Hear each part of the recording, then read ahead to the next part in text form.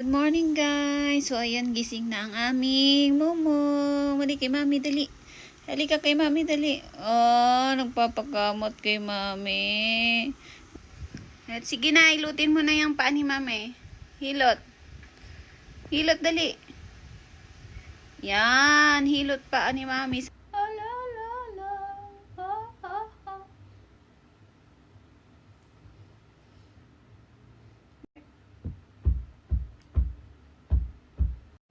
So, ayan guys, katatapos ko lang maligo and tanghali na, around 1:18 p.m. na, alauna na.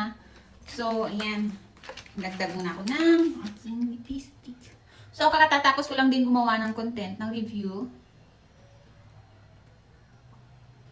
Tapos ko lang gumawa ng review doon sa sabon na in-order ko.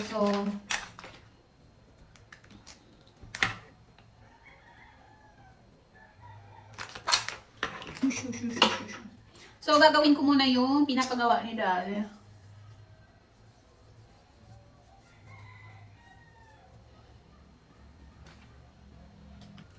So, gagawin ko muna yung pinapagawa ni Daddy kasi nga, butas-butas na yung kanyang, yung kanyang pantalon.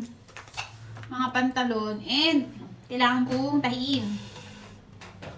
So, before that, bago pala ako magtahi, maglalagay muna ako ng langis kasi nakalimutan ko maglagay ng langis. So, ayan guys. Yes, langis ang ginagamit ko para sa tummy ko. Para kay baby. So, ako ang naglalangis din ito. Ako ang gumagawa nito. Kasi, para iwas stretch mark. So, 5 months na akong buntis and ang laki na ng tiyan ko. Pero wala pa rin akong stretch mark. O, ayan. Diba? Ang kintab pa rin ng tiyan ko. Lagi kong nilalangisan. Every time na maliligo ako, pagkatapos kong maligo, or pagkatapos kong magpunas sa gabi, naglalagay talaga ako ng langis. Tinuro to sa akin ng kapatid ko, and ang tiyahin ko. Mas maganda na, langis daw. Lahat affordable naman talaga. Kasi, kung bibili ako ng mga ano tawag dito? Yun sa online na pang stretch mark, mapapamahal ako eh. Siyempre, nagtitipid naman tayo. So, langis lang. Marunong naman ako magawa ng langis. So, ayan. Diba? Ang kintab ng tiyan ko, wala akong stretch mark. 5 months pa lang yung tiyan ko, guys. And, sobrang laki na niya. So, hindi pa pala ako kumakain. And, alas 11 na. So, meron akong bibingka dito. Kain mo ng bibingka. Bibingka na lang ang kakainin ko. Ayan. Kasi kanina may dumaang magbibibingka. So, bumili ako ng marami. Ito na lang ang kakainin ko. Titirahan ko na lang si Daddy. Nice, ha? So, kain tayo.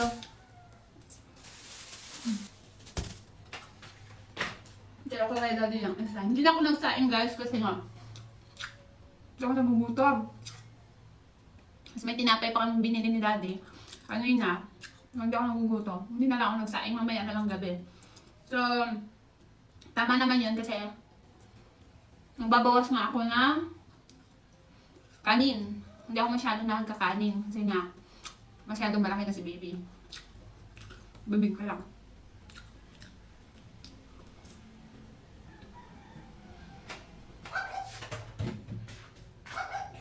Kaya talaga may nakapait mang yan.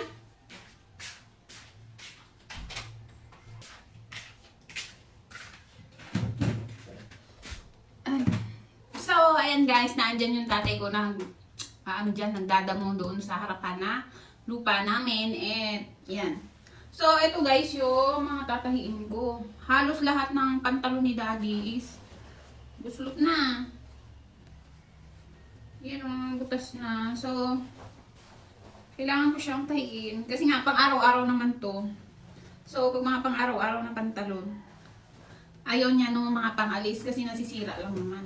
So, ayan, mga jogger, tao dito, hindi ko alam. So, ayan o. So, tatahiin ko na lang siya mamaya. Ayusin ko yung tahi. Bali, 4 to. 4 na piraso. Yan. Puro butas.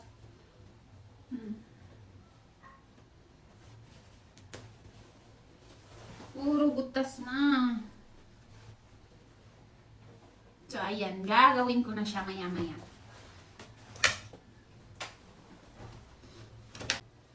Yan, mag-start na nga ako dito sa pantalon ni Daddy.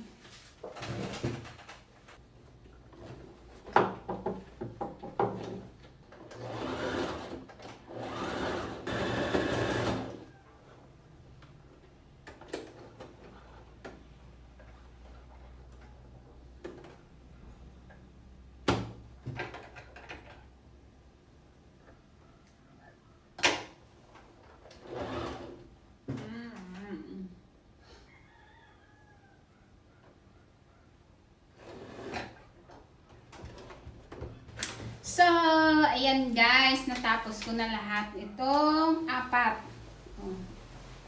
Yan. May susuotin na naman yung aking pinakamamahal na asawa. So, yan, ililigpit ko na kasi papagod na ako.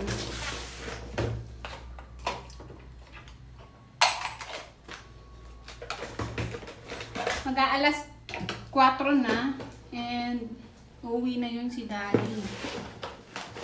So,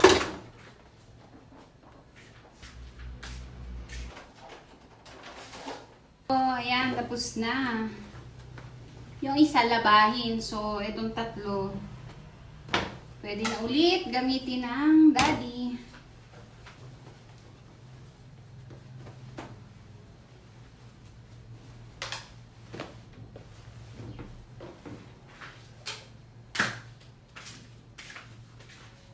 So, guys, nilabhan ko to kanina kasi ang dumi-dumi na. Bali, upuan to. Upuan ko dapat to. Pero ang nangyari, upuan na ng mga pusa. Diyos ko. Sila na lang ang nauupo dyan. So, sabi ni Daddy, balutan ko na lang kasi ang bilis dumuwi. So, bali, ang gagawin ko, babalutan ko na lang neto.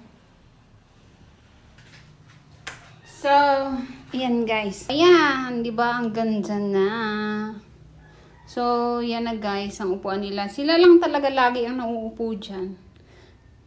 Mga pusa lang talaga. So, that's it for today guys. So, ayan, bukas ulit. So, parang everyday life na yung ginagawa ko. And, thank you sa lahat ng mga nag-subscribe sa channel namin. And, kung bago ka lang sa channel namin, kindly subscribe and hit the notification bell para updated kayo sa bagong videos namin. See you!